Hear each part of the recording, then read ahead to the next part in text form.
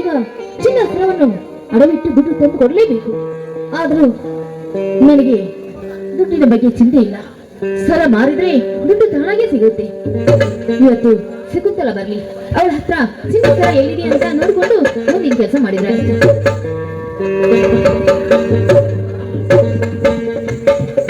ಶಕುಂತಲ, ಶಕುಂತಲ, ಏನಮ್ಮ ಮಾಡ್ತಾ ಇದೀಯಾ? ಬದ್ದೆ ಅತ್ತೆ, ವಿಷಯ ಏನು ಅಂತ ಹೇಳ್ಬಾರ್ದೆ? ನೋಡು ಶಕುಂತಲ, ನಾನೊಂದು ನಿನ್ಗೆ ಚಿನ್ನ ಸರವನ್ನು ಕೊಟ್ಟಿದ್ದೇನಲ್ಲ, ಅದನ್ನ ಎಲ್ಲಿಟ್ಟಿದೆಯಮ್ಮ? ಅದ್ಗೆ ಆ ಸರ ನಾನ್ ಮನೆ ಹಾಕಿಕೊಂಡಿದ್ದೇನೆ ನಿಜ. ಆದ್ರೆ 8 ದಿನಗಳ ಹಿಂದೆ ಆ ಸರವನ್ನು ಬಿಚ್ಚಿ ನಿಮ್ಮ ಟ್ರಂಕಲ್ಲಿ ಇಟ್ಟಿದೆ. ಅದಕ್ಕೆ ಆ ಟ್ರಂಕಲ್ಲಿ ಇರಬೇಕು, ಬೇಕಿದ್ರೆ ನೀವು ಹೋಗಿ ನೋಡ್ಬೋದುಪ್ಪ. ಶಕುಂತಲ, ನನ್ನ ಕೈಯಲ್ಲಿ ಕೊಟ್ಟಿಲ್ಲ ಅಮ್ಮ, ಅದು ನಿನ್ನ ಪೆಟ್ಟಿಗೆಲೇ ಇರ್ಬೋದು. ನೋಡು, ಅದೇ ನಾನ್ ನಿಮ್ ಕೈಯಲ್ಲಿ ಕೊಟ್ಟಿಲ್ಲ, ನಿಮ್ಮ ಟ್ರಂಕಲ್ಲಿ ಇಟ್ಟಿದೆ. ನಾನು ಹೋಗಿ ನೋಡ್ಕೊಂಡು ಬರ್ತೀನಿ.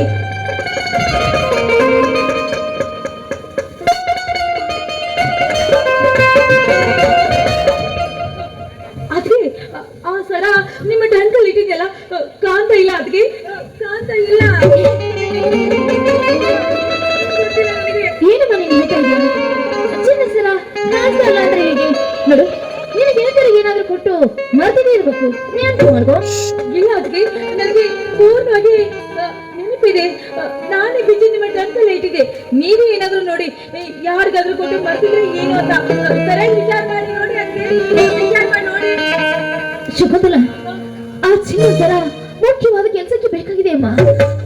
ಆ ಚಿನ್ನ ಸರ ಇಲ್ಲ ಅಂದ್ರೆ ಏನ್ ಮಾಡ್ಬೇಕು ಅಂತ ಇಲ್ಲ. ನೋಡಿ, ನೆನ್ಪು ಮಾಡ್ಕೊ. ಸರಿ ಎಲ್ಲಿಟ್ಟಿದೆಯಾ ಅಂತ ನೆನ್ಪು ಮಾಡ್ಕೊ ಅಮ್ಮ. ಇಲ್ಲ ಅದಕ್ಕೆ ನನಗೆ ಸಂಪೂರ್ಣವಾಗಿ ನೆನಪೇ ಇದೆ. 8 ದಿನಗಳ ಹಿಂದೆ ಆ ಸರ ನಾನು ಹಾಕಿ ಕೊಟ್ಟಿದ್ದಲ್ಲ, ಅದನ್ನು ಬಿಚ್ಚಿ ಮನೆ ನಿಮ್ಮ ಟ್ರಂಕಲ್ಲೇ ಇಟ್ಟಿದೆ. ಹಾ, ನಿಮ್ಮ ಮೈದಿನ ಏನಾದ್ರು ತೆಗೆದುಕೊಂಡು ಹೋಗಿರ್ಬೇಕಾ? ನಾನಿಗೆ ಆಗಿ ಅದಕ್ಕೆ ಸತ್ಯವಾಗಿದೆ ಅತ್ತಿಗೆ, ಸತ್ಯವಾಗಿದೆ. ಅಲ್ಲಮ್ಮ, ಅವನು ಯಾಕೆ ತಗೊಂಡು ಹೋಗ್ತಾನೆ? ಚಿನ್ನ ಸರ ತೆಗೆದುಕೊಂಡು ಹೋಗೋದಕ್ಕೆ ಅವನ ಕಳ್ತನ ಮಾಡ್ತಾನ? ಇಲ್ಲ ಇಲ್ಲ, ನೀನು ಸ್ವಲ್ಪ ಹುಡುಕಿದ್ರೆ ಚಿನ್ನ ಸರ ಸಿಗುತ್ತೆ. ಇಲ್ಲ ಅದಕ್ಕೆ ನಾನು ಎಲ್ಲ ಕಡೆ ಹುಡುಕಿದೆ, ಆ ಸರನೇ ಕಾಣ್ತಾ ಇಲ್ಲ. ಅಪ್ಪ ಏನಾದ್ರು ಗೊತ್ತಿರ್ಬೇಕಾ? ಅಪ್ಪ,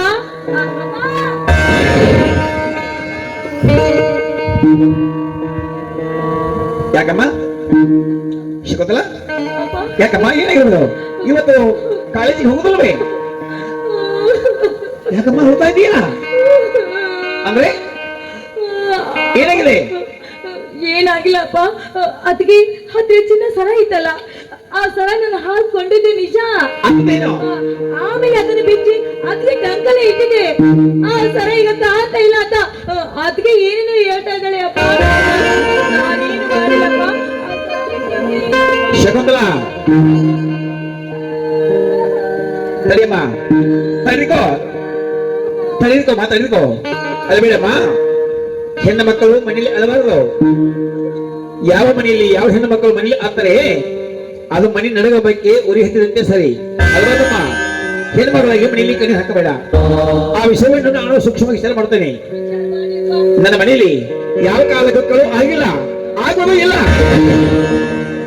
ಶಕುಂತಲ, ನೀನು ಆ ಚಿನ್ನ ಸರವನ್ನು ಹಾಕಿಕೊಂಡರೆ ಮನೆಯಲ್ಲಿ ತೆಗೆದ ಪೆಟ್ಟಿಗೆಯಲ್ಲಿ ಹೋಗುತ್ತದೆ.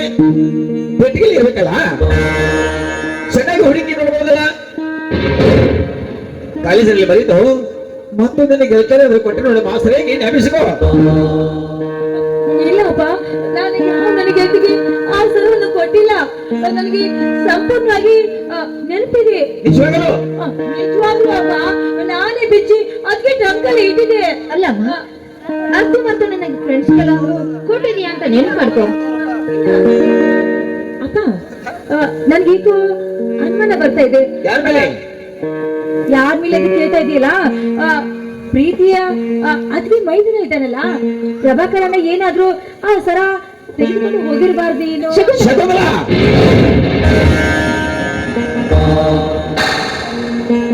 ನನ್ನ ಮಗವು ಹುಟ್ಟಿ ಬೀಳಾಗ್ನ ಹಿಡ್ಕೊಂಡು ತಾಯಿಗಳು ಬೇರೆ ಬೇರೆ ಆದರೂ ತಂದೆ ಒಬ್ಬನೇ ಅಲ್ಲವೇ? ಮೊದಲಾಗಿ ಮಕ್ಕಳು ಅನಿಸಿಕೊಂಡ್ರು ಸಹಿತ ತನ್ನ ಹಿರಿಯ ಅಣ್ಣನ ಮುಂದೆ ಹೇಳಿದ ಅಂದ್ರೆ ನನ್ನ ಚಿಕ್ಕವನು ಯಾವ ಕಾರ್ಯವನ್ನು ಮಾಡಿಲ್ಲ, ಮಾಡಲು ಇಲ್ಲ. ಮಾಡ್ತೀಯಮ್ಮ ನೀನು? ಬೈದನ್ನು ತೆಗೆದುಕೊಂಡು ಹೋಗುವುದೇನು ಅಂತ ಕೇಳ್ತಾ ಇದೆಯಲ್ಲ ಶಕುಂತಲ. ಪ್ರದಕ್ಷ ಕಂಡ್ರು ಪ್ರಭಾಷಣವನ್ನು ಹೇಳ್ತಾರೇ ನಾವು ತೆಲ್ಲ ಅಲ್ಲರಿ ಆದ್ಮೇಲೆ ತಪ್ಪು ಹೊರಿಸೋದು ಅಪರಾಧ. ಗಿರಿಜಾ, ನೀನವ್ರ ಮನೆಗೆ ಚೆನ್ನಾಗಿ ಹುಡುಕಿ ನೋಡಿವೇನಮ್ಮ? ಬಂಗಾರ ಸದಗಳು ಕಳೆದಂತೆ ನಿಜವೇನಮ್ಮ? ಮಾವನ ನೋಡು, ಚಿನ್ನ ಸರೋ ಬಗ್ಗೆ ಅಷ್ಟೊಂದು ಕೋಪ ಬೇಡ. ನೋಡಿ, ಆಮೇಲೆ ಸರಿಯಾಗಿ ಹುಡುಕಿದ್ರಾಯ್ತು. ಈಗ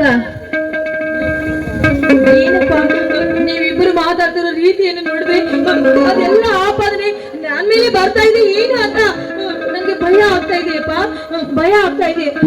ನೋಡಿ, ಒಂದ್ಸರಿ ಒಂದು ಸಾರಿ ಅಪ್ಪ ಪ್ರಭಾಕರನ ವಿಚಾರ ಮಾಡಿದ್ರೆ ಸಣ್ಣ ವಿಷಯ ಏನಾಯ್ತು ಎಲ್ಲಿ ಹೋಯ್ತು ಅಂತ ಗೊತ್ತಾಗತ್ತಲ್ಲಪ್ಪ. ಶಕುಂತಲ, ಚೆನ್ನಾಗಿ ಮಾತನಾಡ್ತೀಯಮ್ಮ. ಭಯ ನಿನಗೆ ಆಗುತ್ತೆ. ನೀನು ತೆಗೆದುಕೊಂಡ್ರೆ ಅಂದ್ರೆ ನಿನ್ನ ಮೇಲೆ ಏಕ ಭಯ ಆಗುತ್ತೆ. ನೀನು ಮಾತು ನಡತಿ ಪ್ರೀತಿ ನೋಡಿದ್ರೆ ನನ್ನ ಮನಸ್ಸು ಅಲಬದಿ ಆಗ್ತಾ ಇದೆ. ಶಕುಂತಲ ನೋಡು, ಆ ವಿಷಯವನ್ನು ನಾನು ಸೂಕ್ಷ್ಮವಾಗಿ ಸರಿ ಮಾಡ್ತೇನೆ.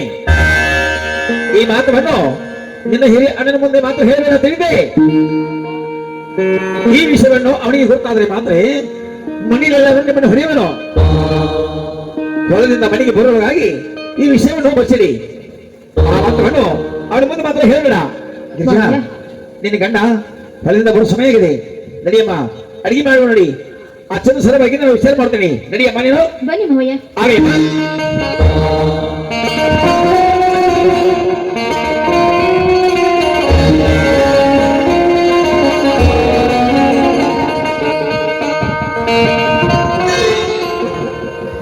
ಯಾಕ ಭಾಷಕದಲ್ಲಿ ಒಬ್ಬರೇ ನಿಂತಿರುವಲ್ಲ? ಬೇಕಮ್ಮ, ಮುಖದಿಕ್ಕೆ ಬಾರಿದೆ. ಅದು ಅಲ್ಲದೆ ಕಣ್ಣಲ್ಲಿ ನೀರು ಬೇರೆ. ಯಾಕಮ್ಮ, ಮನೆಯಲ್ಲಿ ಯಾರಾದ್ರೂ ಏನಾದ್ರೂ ಅಂದಿದ್ದಾರೆ ಮನೆಗೆ? ಯಾಕೆ ಒಬ್ಬಳೇ ನಿಂತಿದೆಯಲ್ಲ ಹೀಗೆ? ಅಣ್ಣ, ಅತ್ತಿಗೆ ಮತ್ತೆ ಚಿನ್ನ ಸರ ಇತ್ತಲ್ಲ, ಆ ಸರ ನಾನು ಹಾಕಿಕೊಂಡಿದ್ದೆ. ಅದನ್ನ ಬಿಚ್ಚಿ ಅದಕ್ಕೆ ಟಂಕಲ್ಲಿ ಇಟ್ಟಿದ್ದೆ. ಆ ಸರ ಈಗ ಕಾಣ್ತಾ ಇಲ್ಲಕ್ಕ. ಅತ್ತಿಗೆ ಅಪ್ಪ ಬಾಯಿ ಬಂದಂತೆ ಮಾತಾಡ್ತಾ ಇದ್ದಾರೆ ನನಗೆ. ಬಾಯಿ ಬಂದಂತೆ ಶಕುಂತಲ, ಮಾತಾಡ್ತಾ ಇದೇನಮ್ಮ ಹೇಳ್ತಾ ಇದ್ಯಾ? ಮನೆಯಲ್ಲಿ ತೆಗೆದಿಟ್ಟ ಸರ ಕಾಣುತ್ತಿಲ್ಲವೆಂದರೆ ನೋಡಮ್ಮ, ನೀನೇ ಎಲ್ಲಾದ್ರೂ ಬೇರೆ ತೆಗೆದಿಟ್ಟು ಮರೆತಿರ್ಬೋದು. ಶಕುಂತಲ, ಆ ಮನೆಯೆಲ್ಲ ಸರಿಯಾಗಿ ಹುಡುಕಿ ನೋಡ್ತೀನಮ್ಮ. ಇಲ್ಲಣ್ಣ, ಮನೆಯೆಲ್ಲ ನಾನು ಹುಡುಕಿ ನೋಡಿದೆ, ಆ ಸರನೆ ಕಾಣ್ತಾ ಇಲ್ಲ. ಅಣ್ಣ, ಅದಕ್ಕೆ ಏನಾದ್ರು ನಾಟಕ ಆಡ್ತಿರ್ಬೋದಾ? ಶಕುಂತಲ, ಯಾಕೆ ಗೊತ್ತಾ, ನೀನು ನೌಕರಿ ಸಲುವಾಗಿ ಆ ಸರ ಏನಾದ್ರು ನಿಂಗೆ ಕೊಡದ ಆಗ್ಬೋದು ಅಂತ ಸುಳ್ಳು ನಾಟಕ ಯಾಕನ್ನ ಆಡ್ತಾ ಇಲ್ವಾ? ಶಕುಂತಲ, ಅಂದ್ರೆ ನೀನಾದ್ರೂ ಮಾತನಾಡ್ತಾ ನಾನು ಅತ್ತಿಗೆ ಸುಳ್ಳು ಹೇಳ್ತಾ ಎಂದೆ. ಶಕುಂತಲ, ಗಣತಿಯರ ಬಾಯಿಂದ ಯಾವತ್ತೂ ಸುಳ್ಳು ಮಾತುಗಳು ಬರಲು ಸಾಧ್ಯವಿಲ್ಲ ಶಕುಂತಲ, ಸಾಧ್ಯವಿಲ್ಲ. ಒಂದು ವೇಳೆ ಆ ನನ್ನ ಅತ್ತಿಗೆಯನ್ನು ಪರೀಕ್ಷೆ ಮಾಡಲು ಅವರನ್ನು ಹುಟ್ಟಿಸಿದ ಬ್ರಾಹ್ಮಣಿ ಬಂದು ಅವಳಿಗೆ ಎದುರು ನಿಂತು ಸುಳ್ಳು ಹೇಳು ಗಿರ್ಜೆ ಅಂದ್ರೆ ಸತ್ಯವನ್ನು ಮಾತ್ರ ನುಡ್ತಾಳ ಮಾನನ ಸತ್ಯವೈತ್ಯದ ಅತ್ತಿಗೆ. ಶಕುಂತಲ, ನಾವಿಬ್ಬರು ಚಿಕ್ಕವರಿದ್ದಾಗ ನಮ್ಮ ತಾಯಿಯನ್ನು ಕಳೆದುಕೊಂಡ ನಮ್ಮಿಬ್ಬರಿಗೆ ಈ ಮನೆಗೆ ಸೊಸೆಯಾಗಿ ಬಂದ ಆ ನನ್ನ ಅತ್ತಿಗೆ ನಮ್ಮಿಬ್ಬರಿಗೆ ತಾಯಿಯ ಪ್ರೀತಿಯನ್ನು ಕೊಟ್ಟು ಇಲ್ಲಿವರೆಗೆ ನಮ್ಮನ್ನು ಜೋಪಾನ ಮಾಡಿಕೊಂಡು ಬಂದಿದ್ದಾಳೆ ಅಮ್ಮ. ಮದುವೆ ಆ ನನ್ನ ತಾಯಿಯ ಅಷ್ಟೊಂದು ಕರುಣಾಮಯಿ ದಯಾಮಯ ಆಗದೆ ಹೋಗಿದ್ದಲ್ಲಿ ಇವತ್ತಿನ ದಿವಸ ನಾವು ಈ ಭೂಮಿಯಲ್ಲಿ ಬದುಕಿ ನಿಲ್ಲುತ್ತಿರಲಿಲ್ಲ ಶಕುಂತಲ, ನಿಲ್ಲುತ್ತಿರಲಿಲ್ಲ. ಒಂದು ವೇಳೆ ನನ್ನ ಅತ್ತಿಗೆ ಕಠೋರ ಹೃದಯದವರಾಗಿದ್ದರೆ ಈ ಮನೆಗೆ ಸೊಸೆಯಾಗಿ ಬಂದಾಗಲೇ ಅವಳ ಕೈ ಚಳಕವನ್ನು ತೋರಿಸಬಹುದಿತ್ತು. ಆದರೆ ಒಂದು ವೇಳೆ ತನಗೆ ಮಕ್ಕಳಾದ್ರೆ ನಮ್ಮಿಬ್ಬರ ಮೇಲಿನ ಪ್ರೀತಿ ಕಡಿಮೆಯಾದಿತ್ತು ಎಂದು ಇಲ್ಲಿವರೆಗೆ ತನ್ನ ತಾಯಿತನದ ಭಾಗ್ಯವನ್ನು ದೂರ ಮಾಡಿಕೊಂಡು ಬಂದ ನನ್ನ ಅತ್ತಿಗೆಗೆ ನಾವು ಈ ರೀತಿ ನಿಂದನೆ ಮಾತುಗಳನ್ನು ಆಡಬಹುದೇನಮ್ಮ? ಶಕುಂತಲ, ನೀನಿನ್ನು ಚಿಕ್ಕವಳಮ್ಮ, ಬುದ್ಧಿ ಸಾಲದೆ ಏನೇನು ಮಾತನಾಡ್ತೀಯ? ನಮ್ಮಿಬ್ಬರಿಗೆ ತಾಯಿ ಆಗಿರೋ ಆ ನನ್ನ ಅತ್ತಿಗೆ ಮೇಲೆ ಇಂತಹ ಆರೋಪಗಳನ್ನು ಹೊರಿಸಿದ್ರೆ ಆ ಪರಮಾತ್ಮ ನಮ್ಮನ್ನು ಮೆಚ್ಚುವುದಿಲ್ಲವಮ್ಮ, ಮೆಚ್ಚುವುದಿಲ್ಲ. ನೀನೇನು ತಪ್ಪು ನಿಲ್ತಿದ್ಯಮ್ಮ, ತಪ್ಪು ತಿಳ್ಕೊಂಡಿದ್ಯಾ ನನ್ನ ಅತ್ತಿಗೆ ಮತ್ತೆ? ಅಂದ್ರೆ ನಿನ್ನ ಮಾತಿನ ಅರ್ಥ ನಿನ್ನ ಅತ್ತಿಗೆ ನಿನ್ನ ಪಾಲಿಗೆ ಸತ್ಯವತಿ ಆದ್ರೆ ನಾನು ನಿನ್ನ ಪಾಲಿಗೆ ಸುಳ್ಳು ಅಂತ ಹೇಳ್ತಾ ಇದೀಯಣ್ಣ. ನೋಡೋಣ, ಸತ್ಯ ಅಸತ್ಯದ ಮಾತು ಏನು ನಾಟಕ ಏನು ಅಂತ ಮುಂದೆ ನಿನಗೆ ಅರ್ಥ ಆಗತ್ತೇನಾ? ಅರ್ಥ ಆಗತ್ತೆ. ಹೋಗಿದ್ರಮ್ಮ, ಸರ ಎಲ್ಲಿಗೆ ಹೋಗ್ತದ? ಮಾ ಮನೆಯಲ್ಲೇ ಇರಬೇಕು. ಆ ಸರದ ಬಗ್ಗೆ ಅತ್ತಿಗೆ ವಿಚಾರ ಮಾಡ್ಲೇಬೇಕು. ಅತ್ತಿಗೆ ಇದ್ದಾಳಮ್ಮ, ಈಗ ಒಳಗಡೆ ಇದ್ದಾಳಣ್ಣ. ನೀನು ಕರೆದು ವಿಚಾರ ಮಾಡು, ಬೇಕಿದ್ರೆ ನೀನೇ ಒಳಗಡೆ ಹೋಗಿ ವಿಚಾರ ಮಾಡಿ ನೋಡು. ಆಯ್ತು, ನೋಡ್ತೇನೆ ತಡಿಯಮ್ಮ. ಆ ಸರದ ಬಗ್ಗೆ ನೀನು ಚಿಂತನೆ ಮಾಡ್ಬೇಕಾಗಿಲ್ಲ, ಇಲ್ಲೇ ಇರ್ಬೇಕು ಬಿಡಮ್ಮ. ನಾನು ಆ ಸರದ ಬಗ್ಗೆ ಎತ್ತಿಗೆ ವಿಚಾರ ಮಾಡಿಕೊಂಡು ಬರ್ತೀನಿ. ನಾನು ಬರೋಕೆ ನೀನು ಇಲ್ಲೇ ಇರಮ್ಮ. ಸರಿನಾ? ಇವತ್ತಿನ ಮೇಲೆ ನನ್ನ ಮೇಲೆ ಬಂದಿರುವ ಈ ಕಳುವಿನ ಆಪಾದನೆ ನನಗೆ ದೂರ ಆದ್ರೆ ಅಷ್ಟೇ ಸಾಕಣ. ಸರಿಯಾಗಿ ವಿಚಾರ ಮಾಡೋಣ. ಒಳಗಡೆ ಇದ್ದಾಳೆ. ಹಾಗೆಮ್ಮ.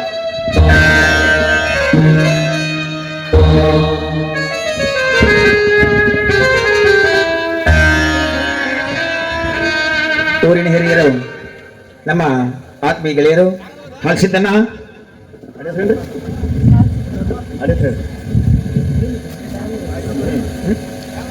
ಹಳಸಿದ್ದನ್ನ ಡವಲಟ್ಟಿ ಯಕ್ಷ ಆರ್ಮಿ ಊರಿನ ಹಿರಿಯರು ಅವರೆಲ್ಲರೂ ಕೂಡ ಸಂಘಕ್ಕೆ ಇದೇ ರೀತಿಯಾಗಿ ಬಾಳಿ ಬೆಳೆದು ತಿಳ್ಕೊಂಡು 501 ರೂಪಾಯಿ ಹಣವನ್ನು ಕೊಟ್ಟು ಈ ಸಂಘಕ್ಕೆ ಆಶೀರ್ವಾದ ಮಾಡಿದ್ದಾರೆ. ಅಂತ ಹಿರಿಯ ಕಲಾವಿದರ ಈ ಸಂಘ ಮೇಲೆ ಇರುವ ತಿಳ್ಕೊಂಡು 501 ರೂಪಾಯಿ ಹಣವನ್ನು ಭಕ್ತಿಯಿಂದ ಸ್ವೀಕರಿಸುತ್ತೇನೆ.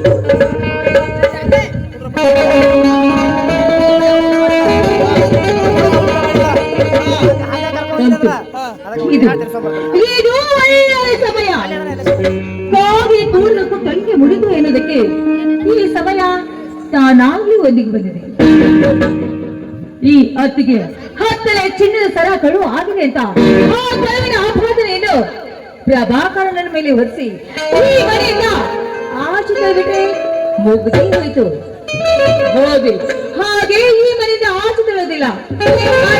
ಅತ್ತಿಗೆಯ ಮೇಲೆ ಇಲ್ಲ ಸಲದ ಆಪಾದನೆ ಹಾಕಿ ಅವರಿಬ್ಬರ ನಡುವೆ ಅನೈತಿಕ ಸಂಬಂಧ ಇದೆ ಅಂತ ಅವನ ಅನ್ನಾದ ಬಸವರಾಜನ ಮುಂದೆ ಹೇಳ್ಬಿಟ್ರೆ ಮುಗಿದೋಯ್ತು.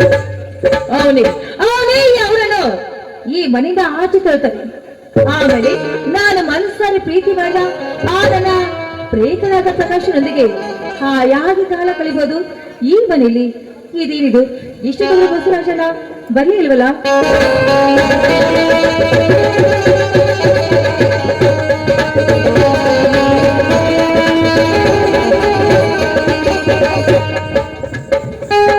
ಏಕೆ ಸಿಗೋದಲ್ಲ? ಒಬ್ಬಳೇ ನಿಂತಿಯಲ್ಲ ಹೀಗಕ್ಕೆ? ಮನೆಯಲ್ಲಿ ಯಾರೇ ಎಲ್ಲಾರು ಏನ್ ನಿಂತಿದ್ದಾರೆ?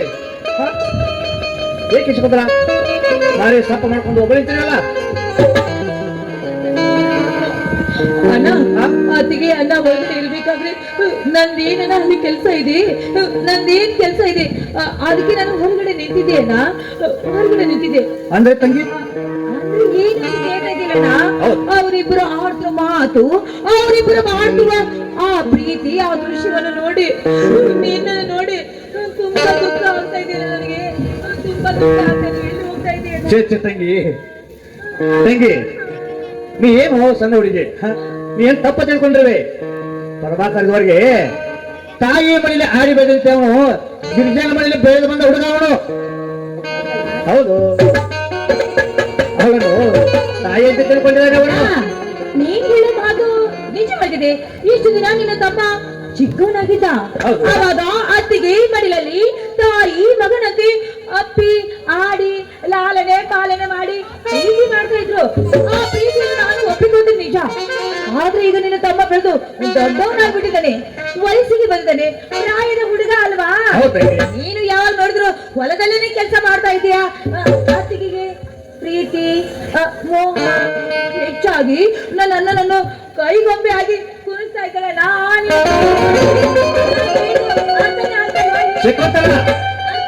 ಏನು ಮಾತನಾಡ್ತೀರಿ? ಹೇಳ್ತಾ ಇದ್ದೀನಿ. ಇಲ್ಲ ನನಗೆ ಏನು ಹೇಳಿ, ನಮ್ಮ ಮೇಲೆ ನಂಬಿಕೆ ಇಲ್ವಾ? ಹಾಗೆ ಮಾಡಿ ಹೇಳ್ತಾ ಇದ್ದೀನಿ. ನಾನು ಹೇಳೋ ಮಾತು ಸತ್ಯ ಸತ್ಯ ಸತ್ಯ ಅಂತ. ಶಕುಂತಲ, ನಿನ್ನ ಕಣ್ಣನ ಬಂದವನು ಏನನ್ನ ಹೀಗೆ ಕೇಳ್ತಾ ಇದ್ಯಾ? ಇದೇನನ್ನ ಕಣ್ಣಾರೆ ನೋಡಿದ್ದೀನಿ, ಇದೇನನ್ನ ಕಿವಾರಿ ಅವ್ರು ಆಡೋ ಪ್ರೀತಿ ಮಾತನ್ನು ನಾನು ಕೂಡ ಕೇಳ್ತೀನಿ ಅಣ್ಣ. ನಾನು ಹೇಳೋ ಮಾತು ನಿಜ ಅಣ್ಣ, ನಿಜ ಅಣ್ಣ. ಏನೇ ಆಗ್ಲಿ ಅಣ್ಣ, ಹೆಂಡತಿ ಮೇಲೆ ತುಂಬಾ ಪ್ರೀತಿ ನಂಬಿಕೆ ಇಟ್ಕೊಂಡಿದ್ಯಲ್ಲ, ಆ ನಿನ್ನ ಪ್ರೀತಿಗೆ ತುಂಬಾ ಮೋಸ ಆಯ್ತು. ಶಕುಂತಲ, ಗಿರಿಜಾ, ನೀನನ್ನು ಸಹಜ ಅಂತ ತಿಳ್ಕೊಂಡಿದ್ದಿ. ಆದರೆ ನೀನು ಮೈಲೋಡಿ ಕಾಮಚೇಷ್ಟನ ಇದೆಯಾ? ಹೇಳಿ, ನೀ ನನ್ನ ಸತಿ ಅಲ್ಲ, ನನ್ನ ಪಾಲಿಗೆ ಮಹಾಮಾರಿ ಬಂದ ಹೆಣ್ಣು. ಏನೇನು ನಾನೇನೇ ಹೇಳ್ತೀನಿ ಅಂತ ನೀನೇನೇ ಅನ್ಕೊಂಡು ಸಿಟ್ಟಿನ ಆವೇಶದಲ್ಲಿ ಅಣ್ಣಗಾಗ್ಲಿ ಅತ್ತಿಗಾಗ್ಲಿ ಯಾವುದೇ ಶಿಕ್ಷೆಯನ್ನು ಈಗ ವಿಧಿಸ್ಬೇಡನಾ? ಸಮಯ ಕಿರಿಯರಿಗೆ ಕೇಳಿ ಸರಿಯಾದ ಶಿಕ್ಷೆ ನಿಲ್ಲಿಸುವಂತೆ ಅಲ್ಲಿವರೆಗೂ ಒಂದ್ ಸ್ವಲ್ಪ ಸಮಾಧಾನ ಆಗಿರೇನ ಸಮಾಧಾನ ಆಗಿರು ಹುಡುಗಿ ಯಾವ ನಿರ್ಧಾರ ತೆಗೆದುಕೊಳ್ಬೇಡಣ ನಾನು ಒಳಗಡೆ ಇರ್ತೀರಣ್ಣ ಆಯ್ತು ತಂಗಿ.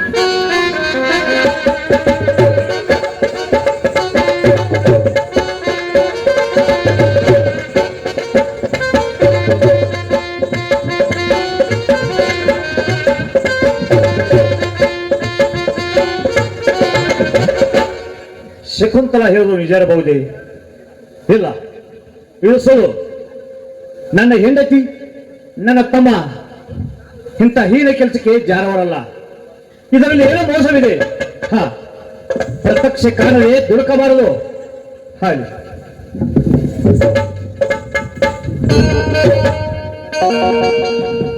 ಓಹೋ ಅಣ್ಣ, ಹೊರದಲ್ಲಿ ಬಂದ್ಯಾ? ಬಾರಣ್ಣ, ಒಳಗಡೆ ಹತ್ತಿರ ಬಂದಾರೆ. ಈಗ ತಾನೇ ನನ್ನದು ಊಟವಾಯಿತು, ನೀನು ಕೂಡ ಊಟ ಮಾಡಿದ್ದೆ. ನನ್ನ ಊಟ ನನ್ನ ಊಟ ಚಿಂತೆ ನಿನಗೇಕೆ? ಊಟವನ್ನು ನಂತರ ಮಾಡ್ತೇನೆ. ನಾನು ನಿನಗೆ ಇನ್ನೊಂದು ವಿಷಯ ಹೇಳ್ತೇನೆ ಮರ್ತಿದ್ದೇನಣ್ಣ. ಯಾಕಂದ್ರೆ ಈ ಸಲ ನನಗೆ ತಾಲೂಕು ಕಚೇರಿ ಹೆಡ್ ಕ್ಲಾರ್ಕ್ ಜಾಗಿರಿ ಇಂಟರ್ವ್ಯೂ ಬಂದಿದ್ದು ನೋಡೋಣ. ಈ ಸಲ ಮಾತ್ರ ನೀನು ಏನಾದ್ರೂ ಮಾಡಿ ಸ್ವಲ್ಪ ಕಷ್ಟಪಟ್ಟು ಒಂದು 50,000 ರೂಪಾಯಿ ನನ್ನ ನೌಕರಿ ಸಲುವಾಗಿ ಖರ್ಚು ಮಾಡಿದಲ್ಲಿ ಈ ಸಲ ನನಗೆ ನೌಕರಿ ಸಿಗುವುದು ಖಂಡಿತ ನೋಡೋಣ. ನೌಕರಿ ಸಿಗುವುದು ಖಂಡಿತ. ಯಾರಿಗೆ ಬೇಕಾಗಿರುವ ನನ್ನ ನೌಕರಿ?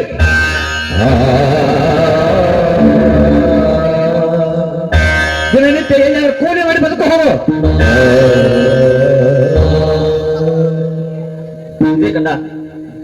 ಎಂದು ಇಲ್ಲದ ನಿನ್ನ ಬಾಯಿಂದ ಇವತ್ತೇ ನಾ ಇಷ್ಟೊಂದು ಆವೇಶದ ನುಡಿಗಳು ಹೊರಬರ್ತಿವೆ. ನಾನು ಯಾವ್ದು ತಪ್ಪು ಮಾಡಿದ್ದೇನೆಯೇ ಅಥವಾ ಯಾರದೋ ಪರಿಸ್ಥಿತಿ ನೋಡಿ ನಮ್ಮ ತಮ್ಮನೇ ತಪ್ಪು ಮಾಡಿರಬಹುದು ಎಂದು ತಿಳಿದು ಮಾತನಾಡುತ್ತಿರುವೆಯಾ? ನನಗರಿಯದೆ ನಾನು ಏನಾದ್ರೂ ತಪ್ಪನ್ನು ಮಾಡಿದರೆ ಆ ತಪ್ಪನ್ನು ನೀನೇ ಕ್ಷಮಿಸಿಬಿಡ. ನೀನೇ ಕ್ಷಮಿಸಿಬಿಡು. ಅನ್ನ ನಮ್ಮ ಆರ್ಧರಲ್ಲಿ ಅಂತಃಕರಣೆಯ ಶಬ್ದ.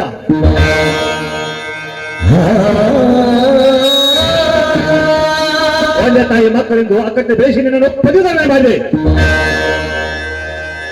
ಆದರೆ ನನ್ನ ಬಾಳ ನಾಶ ಮಾಡಿ ಬಯಸಿದೆಯಾ? ನೀನು ನನ್ನ ತಮ್ಮನಲ್ಲ, ನನ್ನ ನಾಶ ಮಾಡಿ ಹುಟ್ಟಿ ಬಂದ ವಿಧಿ ನೀನು. ಇದೇನಲ್ಲ, ನಾನು ನಿನ್ನ ಬಾಳನ್ನು ಹಾಳು ಮಾಡಲು ಬಯಸಿರೋಣೆ. ಒಂದು ವೇಳೆ ಅಂತಹ ಸಂದರ್ಭ ಬಂದರೆ ನನ್ನ ಪ್ರಾಣವನ್ನು ಕೊಟ್ಟು ನಿನ್ನ ಜೀವನ ಉಳಿಸುತ್ತೇನೆ ಹೊರತು ನಿನ್ನ ಬಾಳನ್ನು ಹಾಳು ಮಾಡುವಷ್ಟು ಕಟುಕನಲ್ಲ ಈ ನಿನ್ನ ತಮ್ಮ. ನನ್ನ ಅಣ್ಣನೆಂದರೆ ಯಾವತ್ತೂ ಕೂಡ ಧರ್ಮದಿಂದ ನಡೆಯುವ ಧರ್ಮರಾಜನೆಂದು ನಾನು ತಿಳಿದುಕೊಂಡಿದ್ದೆ. ಆದರೆ ಇವತ್ತಿನ ದಿವಸ ಯಾವ ವಿಷಯಗಳಿಗೆ ಬಂದು ಒದಗಿತ್ತೆಂದು ನನ್ನ ಮೇಲೆ ಇಷ್ಟೊಂದು ಆಕ್ರೋಶದ ಮಾತುಗಳನ್ನು ಆಡುತ್ತಿದೆಯಾ? ನಾನು ಮಾಡಿರೋ ತಪ್ಪಾದ್ರೂ ಏನೆಂದು ತಿಳಿಸಿಯಾದರೂ ಮಾತನಾಡೋಣ. ನೋಡು ಪ್ರಭಕರ, ಇಲ್ಲಿವರೆಗೆ ನನಗೆ ಸಾಲಿ ಕರ್ತವ್ಯ ಸಾಲವಿಲ್ಲ, ಅದೆಲ್ಲ ನಿನ್ನ ಸತ್ಯ. ಅದರಲ್ಲಿ ನಂದು ಏನೂ ಸಂಬಂಧವಿಲ್ಲ. ಅಲ್ಲ, ಆ ಸಾಲ ನೀನೆಲ್ಲ ತೀರಿಸಬೇಕು.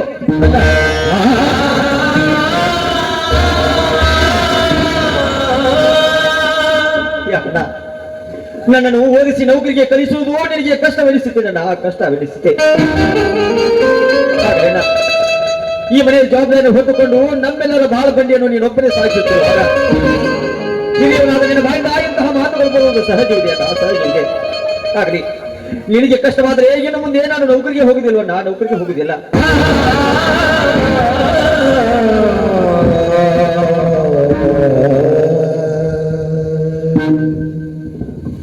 ಬಸವರಾಜ, ಮಗು ಬಸವರಾಜ, ಯಾಕೆ ಮಗು ಇವತ್ತು ಹೊಲಕ್ಕೆ ಹೋಗುವುದವೇ? ಅಣ್ಣ ತಮ್ಮಂದ್ರ ಮನೆ ನಿಂತುಕೊಂಡು ಹಣದ ಪರವಾಗಿ ಮಾತನಾಡ್ತಿರಲಿಲ್ಲ. ಈಗಲೇ ಆ ಪ್ರಕಾಶನಗಳ ಲಕ್ಷಾಂತರ ಸಾಲ ಇರುವಾಗ ಮತ್ತೆ ಅದಕ್ಕೆ ಬೇಕಾಗಿ ದುಡ್ಡು ಏನು ವಿಷಯ? ಬರ್ಬೇಕಲ್ಲ, ಯಾಕೆ ಮಗು ಕಣ್ಣಲ್ಲಿ ನೀರು? ಬಸವರಾಜ, ನಿನ್ನ ತಮ್ಮನಿಗೆ ಏನಾದ್ರು ಮಾತನಾಡಿವಿ ನೀನು? ಅದು ಬಯಸ್ತಾರಲ್ಲ ಬರ್ಬೇಕಾರ, ಹೇಳು. ಅಂತ ಹೇಳಿಕರ್ತವನು ಏನಾಗಿರೋದು ಬೇಗ ಹೇಳಪ್ಪ.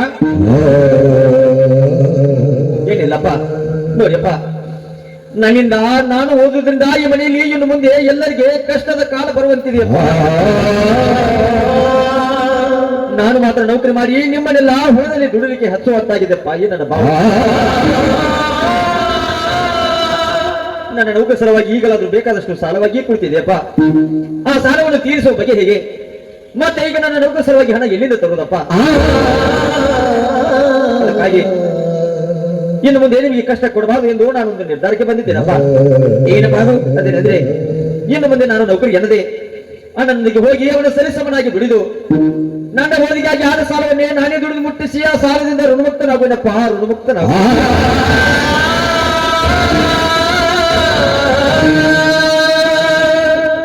ಪರಭದ್ರ, ಎಂತ ಮಾತನ್ನು ಆಡಿಬಿಟ್ಟಿಲ್ಲ ಅವರು. ಬೇವರಿಗೆ ಸಾಲಿ ಮನೆ ಕಲಿತು, ಬೇವರಿಗೆ ಸಾಲಿ ಮನೆ ಕಲಿತು ಅದನ್ನೆಲ್ಲ ಈಗ ಮರೆತು ಅನ್ನ ಸಂಗಡ ಕೂಲಿ ಕೆಲಸ ಮಾಡ್ಲಿಕ್ಕೆ ಹೋಗುತ್ತಂತ ಹೇಳ್ತೀಯಲ್ಲ. ಈ ಮಾತಿಗೆ ನನ್ನ ಮನಸ್ಸು ಒಪ್ಪದಪ್ಪ, ಪರಭದ್ರ ಒಪ್ಪದು. ಯಾಕಂದ್ರೆ ಈಗಲೇ ನಿನ್ನ ಓದಿಗೆ ಆಗಿ ಲಕ್ಷಾಂತರ ಸಾಲ ಆಗಿದೆಯಲ್ಲ, ಇನ್ನೂ 1 ಲಕ್ಷ ರೂಪಾಯಿ ಸಾಲವಾಗಲಿ ನೀ ನೌಕರಿ ಮಾಡಲೇಬೇಕು, ಅದೇ ನನ್ನ ಆಸೆ. ಈ ಮಾತಿಗೆ ಏನಂತೀಯ ಬಸವರಾಜ? ಏನಾಯ್ತಪ್ಪ? ಈಗ ನಿನ್ನ ತಮ್ಮನ ಓದಿಗಾಗಿ ಆ ಪ್ರಕಾಶ ಕಡೆ 1 ಲಕ್ಷ ರೂಪಾಯಿ ಸಾಲ ಆಗಿದೆಯಲ್ವಾ, ಇನ್ನು 1 ಲಕ್ಷ ರೂಪಾಯಿ ಸಾಲವಾಗಲಿ, ಅವನು ಓದಲೇಬೇಕು, ಅವನು ನೌಕರಿ ಮಾಡಲೇಬೇಕು. ಅದು ನನ್ನ ಅಭಿಪ್ರಾಯ. ಏನು ಈಗ ತಾನೇ ಮಾಡಿದ ಸಾಲ ತೀರ್ತಿದ್ದಾಗ ಮತ್ತೆ ನೌಕರ ಸಲುವಾಗಿ ಹಣ ತಂದ ಕೊಡಿ ಅಂತ ಹೇಳ್ತಿಲ್ಲ. ಅದು ನಮ್ಮ ಕಡೆಯಿಂದ ಸಾಧ್ಯವಿಲ್ಲ. ಅವನಿಗೆ ನೌಕರಿ ಬೇಕಾದ್ರೆ ಅವನು ಕಾಲನ್ನು ನಿಂತ್ಕೊಂತ ಹೇಳು. ಬಸವರಾಜ, ಎಂದಿಲ್ಲ ವೈ ಮನಸ್ಸು, ಎಂದೂ ಇಲ್ಲ ವೈ ಮನಸ್ಸು, ಇಂದೇಕೆ ಮೂಡಿ ಬಂದಲ್ಲ ನಿನ್ನ ಬಾಯಿಂದ? ರಾಮ ಲಕ್ಷ್ಮಣ ಇಬ್ಬರಿಗೆ ಇರುವಂತೆ ನೀವು ಒಂದೊಂದು ತರವಾಗಿ ಮಾತನಾಡ್ತಿರಲ್ಲ. ಮಗು ಬಸವರಾಜ, ಅಣ್ಣ ತಮ್ಮಂದ್ರಲ್ಲಿ ಜಗಳ ಬರುವುದು ಸಹಜ. ಅನೇಕ ಕ್ಷಣ ಮರೆತು ಬಾಳಿದರೆ ನಿಮ್ಮ ಬಾಳದೋಣಿ ಮುಂದಕ್ಕೆ ಸಾಗುವುದು. ಇವತ್ತು ಈ ರೀತಿಯ ಋಷಿಗಿಂತ ಮಾತನಾಡಬೇಕಾದ್ರೆ ನಿನ್ನ ಮನಸ್ಸಿಗೆ ಇವತ್ತು ಏನಾಗಿದೆ? ನನಗೆ ಏನು ವಿನಾಶಕಾರಿ ಎಪ್ರಿತ ಬುದ್ಧಿ ಹುಟ್ಟಿದಪ್ಪ ನಿನ್ನ ಕೈ ತಮ್ಮಗಳಲ್ಲಿ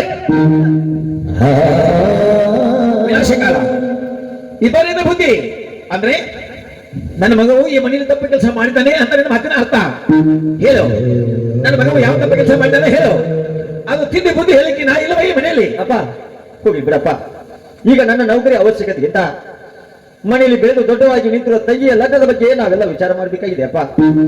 ಯಾಕಂದ್ರೆ ಇವತ್ತಿನ ಸಮಾಜದಲ್ಲಿ ಒಂದು ಮನೆಯಲ್ಲಿ ಒಂದು ಹೆಣ್ಣು ಮಗಳು ಬೆಳೆದು ದೊಡ್ಡವಾಗಿ ನಿಂತಿದ್ದಾರೆ ಅಂತ ಅಂದ್ರೆ ಅಪ್ಪ ಸಮಾಜ ಸುಮ್ಮನೆ ಇರುವುದಿಲ್ಲಪ್ಪ. ಇಲ್ಲ ಸಲದ ಅಪವಾದವನ್ನು ಕೊಟ್ಟು ನಮ್ಮನ್ನು ಮಾನಿಗೆ ಗುರಿ ಮಾಡಿಬಿಡ್ತದಪ್ಪ. ಅದಕ್ಕಾಗಿ ಮೊದಲು ಅವರಿಗೊಂದು ಲಗ್ನ ಮಾಡೋದು ಒಳ್ಳೆಯದು ಅನಿಸಿ ನಿಮ್ಮ ಹತ್ತಿರ ಒಂದು ಮುಖ್ಯವಾದ ವಿಷಯ ತಿಳಿಸಬೇಕೆಂದಿದ್ದೇನೆಪ್ಪ. ಮುಖ್ಯವಾದ ವಿಷಯ? ಹೌದಪ್ಪ. ಏನಪ್ಪಾ ಅದು? ಅದೇನೆಂದ್ರೆ ನಿಮಗೆ ನನ್ನ ಗೆಳೆಯ ಗೌರೀಶನ ಪರಿಚಯ ಇದೆ ಇಲ್ಲಪ್ಪ? ಗೌರೀಶ ಈ ಊರ ಮಹಾಕರ್ಮ ಶ್ರೀಮಂತರ ಮಗ ಗೌರೀಶ. ನೀನು ಕಾಲೇಜಿಗೆ ಹೋದಾಗ ನಿನ್ನನ್ನು ಕೇಳುತ್ತಾ ಆ ಹುಡುಗ ಅಣ್ಣ ಮನೆಗೆ ಬಂದಿದ್ರು. ಹೌದಪ್ಪ. ಏನಪ್ಪ ಇವಾಗ? ಅವನು ಬಹುದೇವಿಯಿಂದ ಅವರು ನಮ್ಮ ಮನೆತನದ ಮೇಲಿದ್ದ ಗೌರವದಿಂದ ಅವರು ನಮ್ಮ ತಂಗಿ ಶಕುಂತಲೆಯನ್ನು ಲಗ್ನ ಮಾಡಿಕೊಳ್ಳಲು ಮನಸ್ಸು ಮಾಡಿದ್ದಾರೆ ಅಪ್ಪ. ಹೌದಪ್ಪ. ಅದಕ್ಕೆ ನಿಮ್ಮ ಒಪ್ಪಿಗೆ ಹೇಗಿದೆ ಎಂದು ಕೇಳ್ಕೊಂಡು ಬಾ ಎಂದು ಹೇಳಿದ್ದಾರೆ ನೋಡಿ.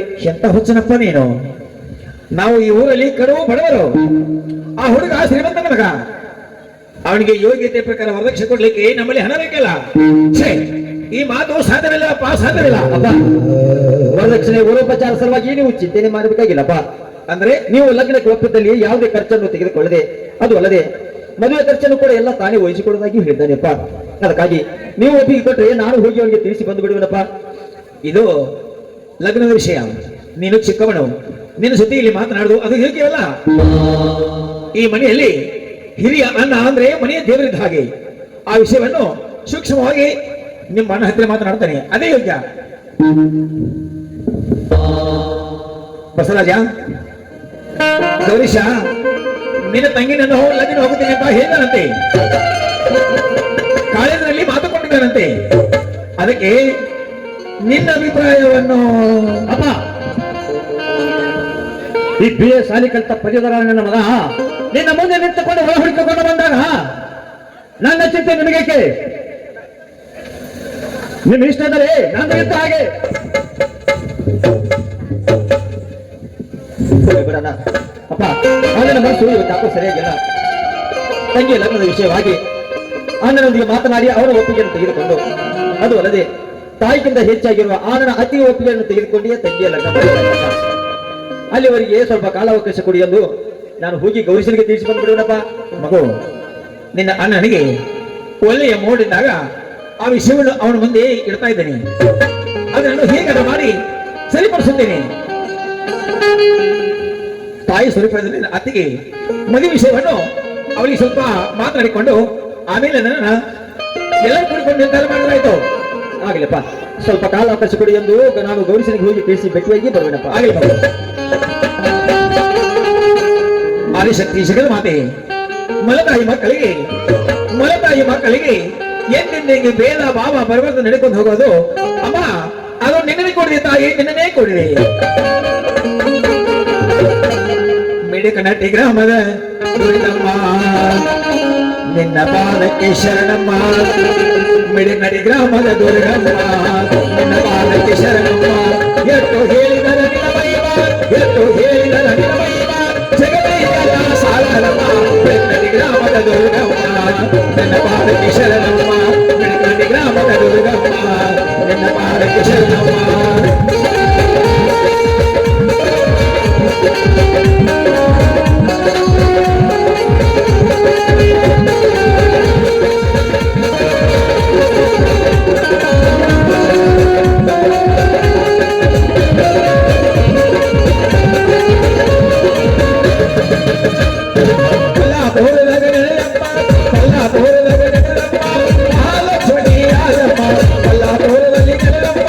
ಮಹಾಲಕ್ಷ್ಮಿ